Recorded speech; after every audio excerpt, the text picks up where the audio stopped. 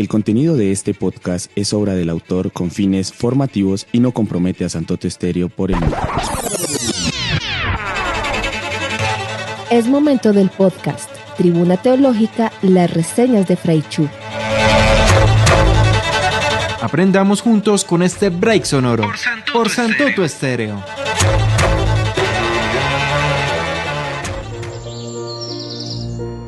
Un cordial saludo para todos ustedes, soy Iván Fernando Mejía Correa, vengo a hablar de las víctimas del pecado. José María Castillo, Víctimas del pecado, Madrid y Trota, 2004, 221 páginas. Palabras clave: pecado, sufrimiento, Jesús, evangelio, víctima.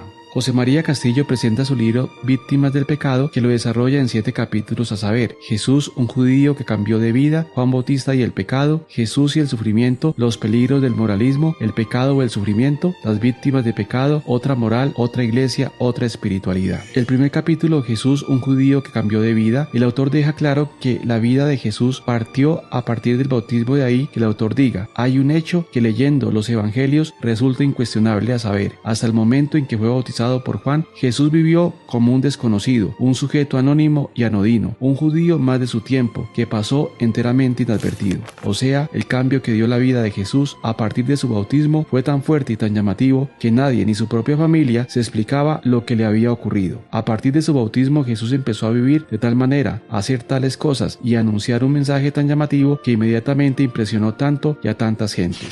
El segundo capítulo, Juan Bautista y el pecado. Según el autor, lo que movió la predicación de Juan el Bautista fue el pecado. Se puede por tanto afirmar que Juan estaba convencido de que el mayor mal y la desgracia más grande que le puede ocurrir a cualquiera en esta vida es el pecado. Y es que según José María Castillo, el pecado era para Juan, por lo tanto, ante todo algo que indigna a la divinidad, y la indigna o la ofende hasta el punto de que desencadena la ira divina y castigo inminente.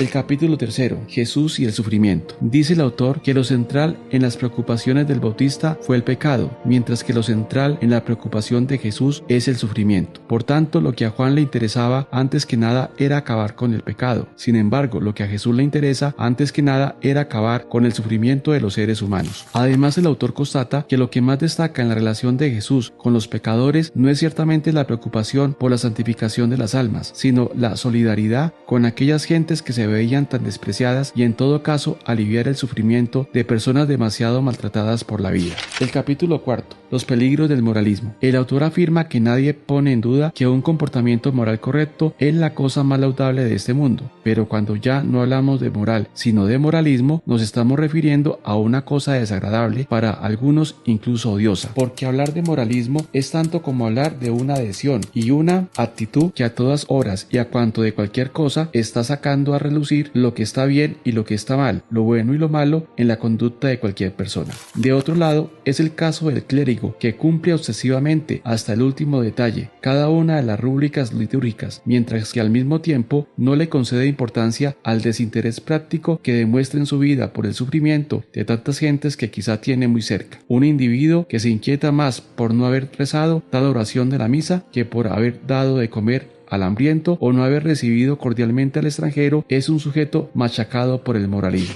El capítulo 5, el pecado o el sufrimiento. El autor parte de las siguientes preguntas: ¿qué es lo central en la misión de Jesucristo y de su iglesia? ¿Es la lucha contra el pecado o la liberación del sufrimiento? El autor responde: esta pregunta no debe entenderse como un dilema excluyente, en el que la elección de cada uno de los extremos llevaría consigo a la exclusión del otro. Es decir, la pregunta no se plantea en el sentido de que si pensamos que Jesucristo vino solo a redimirnos del pecado, por eso mismo estamos excluyendo la lucha contra el sufrimiento. De otro lado, el autor desarrolla los siguientes temas: pecado y poder, sufrimiento y solidaridad. En este apartado, el autor dice que el sufrimiento humano no se remedia desde la dignidad y la superioridad, o sea, desde arriba, sino que únicamente puede auxiliar a los que sufren el que pasan los que peor lo pasan en la vida. También el autor habla de la teología del pecado. Dice que lo que ha sucedido es que la moral cristiana se ha elaborado a partir del pecado y en función del pecado, no a partir del sufrimiento y para liberar a la gente del sufrimiento. Finalmente expone la teología de la cruz. El capítulo 6, las víctimas del pecado. José María Castillo, después de decir que Dios, Jesús, la iglesia y el hombre son víctimas del pecado, llega a resaltar que el pecado es un instrumento sumamente útil, práctico, eficaz para dominar conciencias, someter gente, dirigentes, amenazar a los díscolos y excluir a los que no interesa integrar en el sistema. El capítulo 7, otra moral, otra iglesia, otra espiritualidad. Para el autor es posible vivir otra moral, otra iglesia, otra espiritualidad si entendemos la dinámica del Evangelio.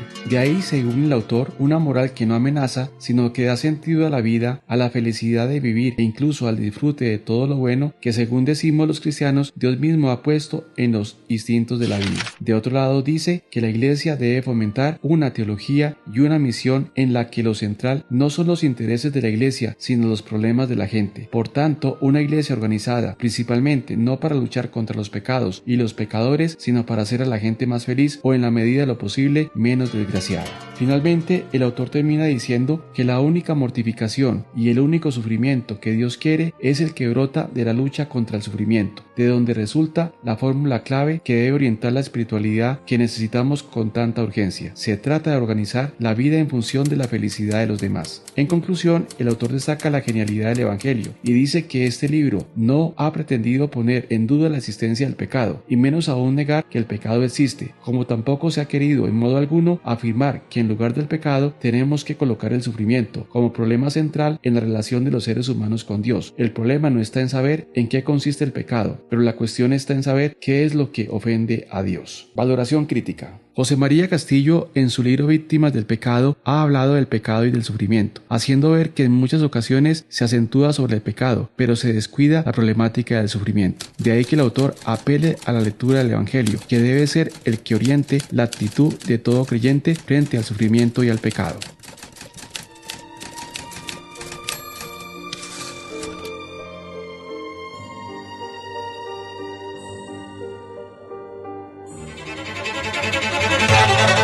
La voz de Fray Iván Fernando Mejía Correa en el podcast Tribuna Teológica.